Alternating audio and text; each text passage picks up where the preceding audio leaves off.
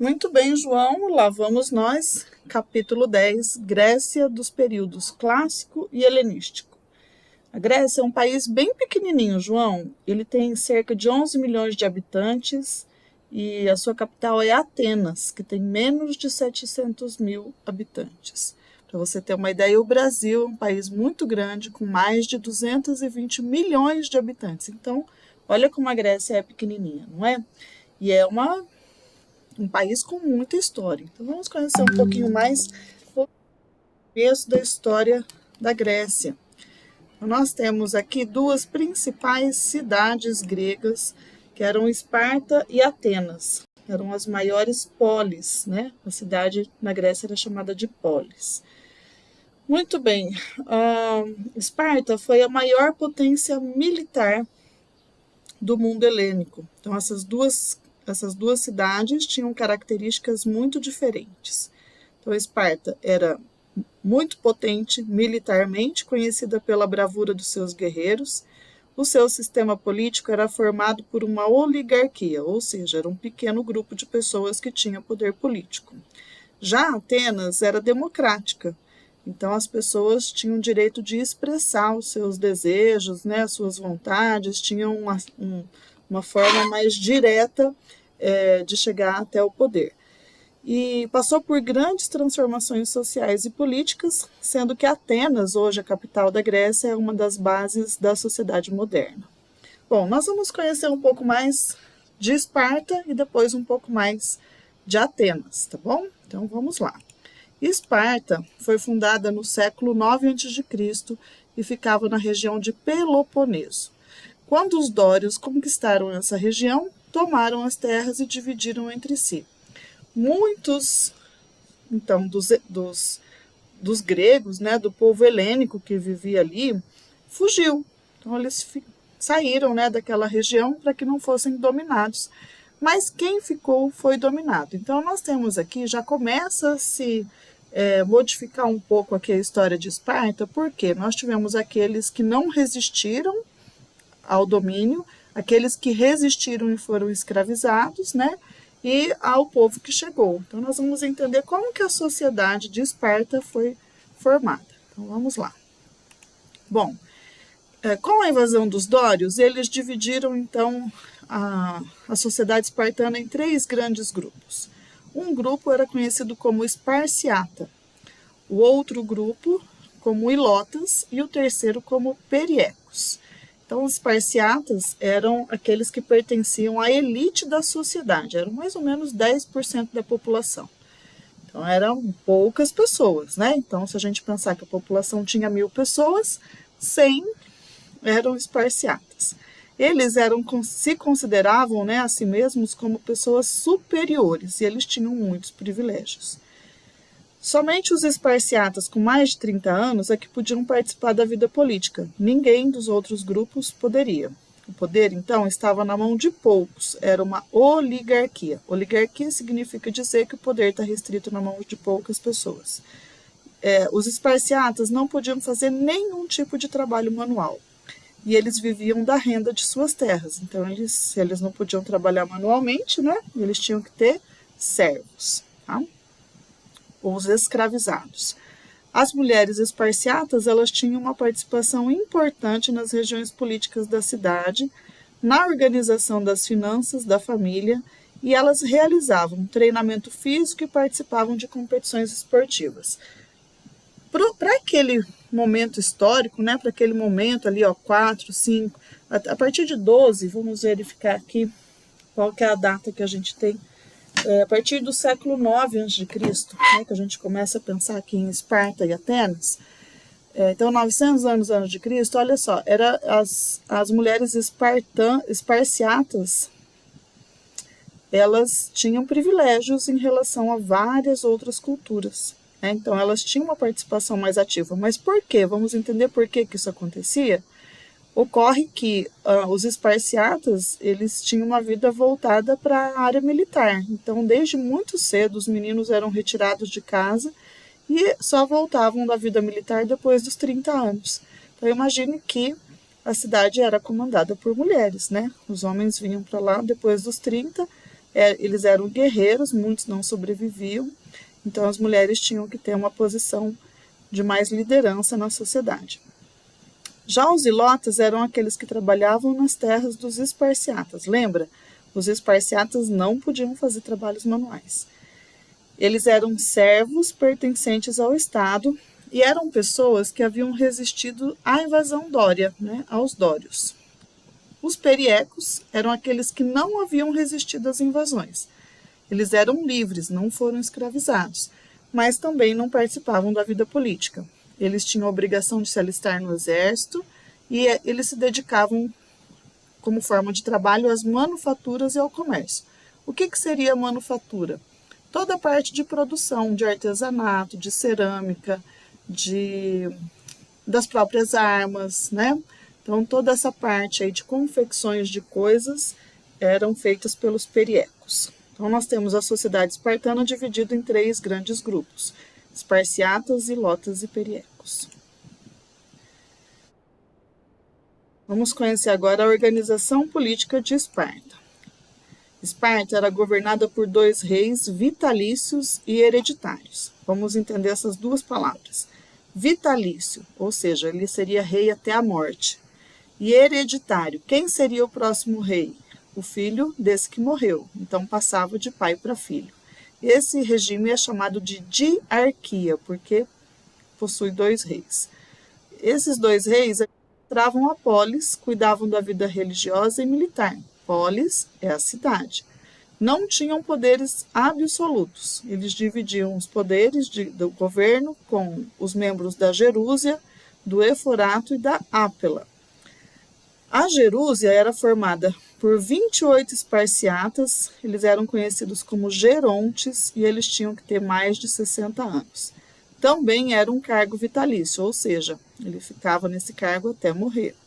Eles propunham leis e julgavam os crimes. Já o Eforato era formado por 5 magistrados. Um magistrado é o que atualmente é um juiz. Tá? Então, eles eram chamados de éforos, eleitos pela Ápela para um mandato de 1 ano. Então, a cada ano, nós tínhamos 5 novos éforos. Com o tempo, eles foram ganhando importância e, de fato, eram os éforos quem comandavam a cidade, já que eles fiscalizavam as ações dos reis, da Gerúsia e da Ápela e ainda cuidavam da educação. Já a Ápela era formada por esparciatas com mais de 30 anos. Eles saíam, né, do regime militar e poderiam vir formar a Ápela. Eram responsáveis por votar e aprovar as leis formuladas pela Gerúsia. Eles eram encarregados de eleger os homens da Gerúsia e do Eforato. Então, nós temos aí como era a organização política de Esparta. Agora nós vamos conhecer a educação militar. E, João, a educação militar era muito dura. Veja, os meninos, eles eram retirados de casa, encaminhados, né? Quando eles faziam 7 anos, eles já eram levados para os quartéis, onde eles passavam a aprender sobre a rotina militar. Imagina se fosse assim hoje, né? Você, dos 7 aos 12, estaria vivendo longe da sua família, praticando esportes e aprendendo valores como força, disciplina e bravura. Não tinha mais a mãe por perto, viu, João? Pensa nisso. Bom, dos 12 aos 18, eles continuavam aprendendo coisas e aos 18, os treinos eram mais intensos.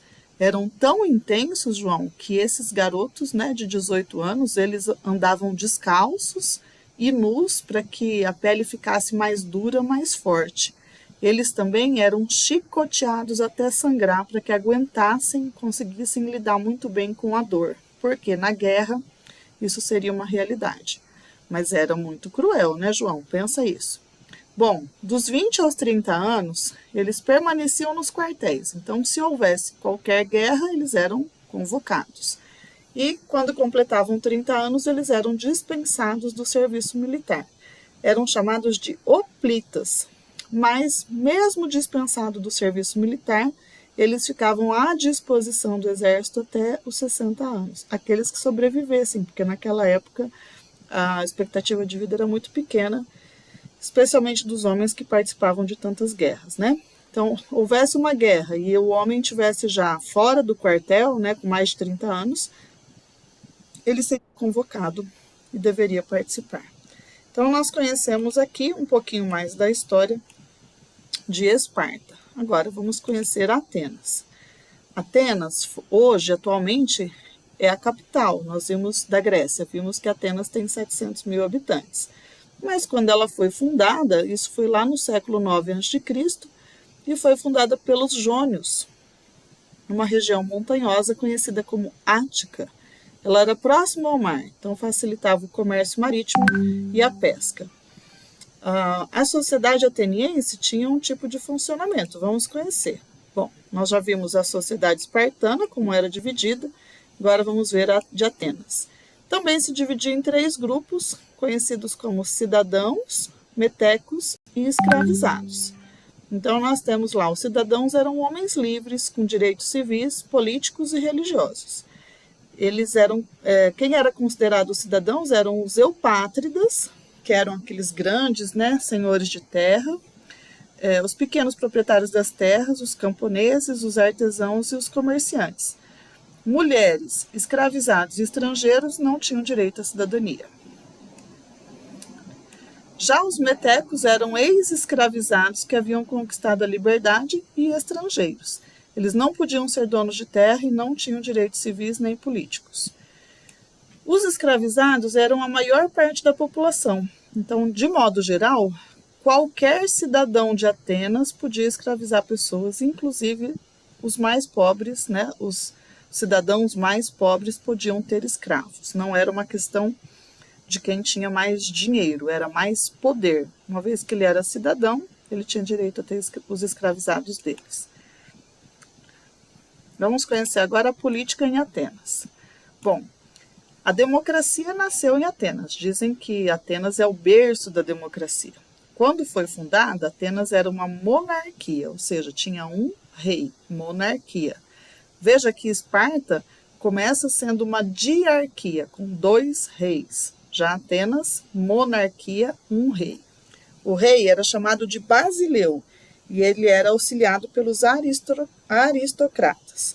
Aos poucos, esses aristocratas, que eram um pequeno grupo, passou a exercer funções do Basileu, do rei, e implantaram um governo oligárquico. O que isso significa dizer?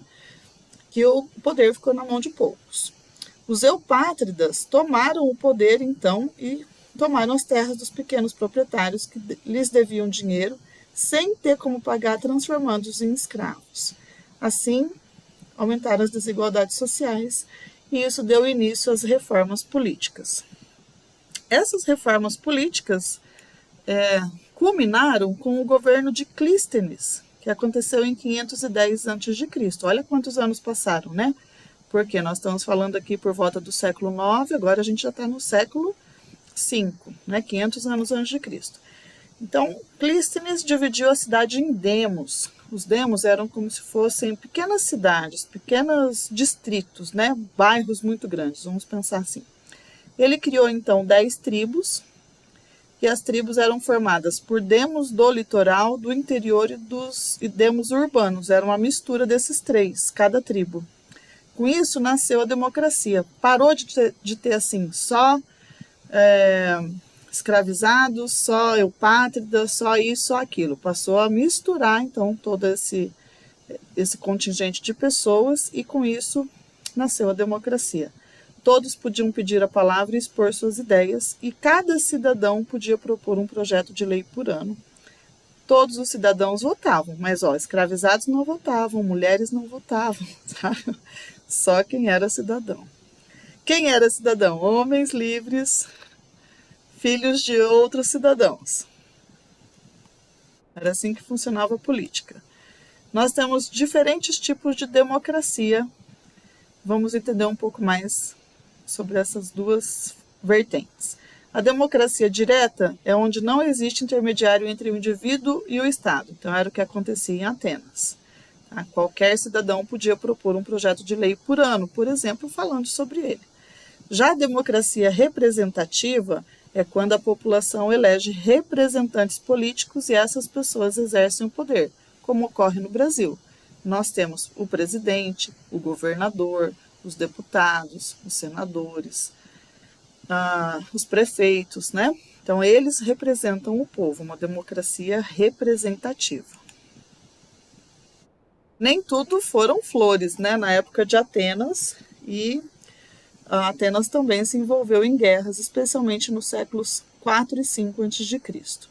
As guerras médicas foram contra os persas, que eram o maior império da época. Então, os persas fizeram, né, o domínio aqui de uma parte da Grécia, a parte de Atenas ali, mas começaram a influenciar a maneira como os atenienses viviam. Isso gerou conflitos. Então, essa primeira guerra contra os persas ficou conhecida como Guerras Médicas. Os persas conquistaram colônias gregas na região da Ásia Menor e, com o tempo, passaram a interferir na política local e a cobrar impostos. Então, sob o comando da cidade de Mileto, os gregos se rebelaram contra o domínio persa. Os persas declararam guerra contra os gregos, mas não tiveram sucesso, foram derrotados. Fizeram isso por 2 vezes. Bom, com as guerras, nós temos então a necessidade da criação de uma aliança política de defesa, né? Na verdade, uma aliança militar. Atenas liderou, então, em 478 a.C., a criação de uma aliança militar marítima de defesa. Esparta chegou a participar, mas Atenas resolveu cobrar tributos e promover a cidadania nas cidades confederadas, e isso criou mais atrito entre Atenas e Esparta. Esparta, então, criou a Liga de Peloponeso. Nessa Liga de Peloponeso, ele reuniu cerca de 200 polis, e com esses tributos, né, que ele cobrava de cada polis, iniciou uma expansão imperialista, conquistando diversas posses persas no Mar Egeu, ampliando, então,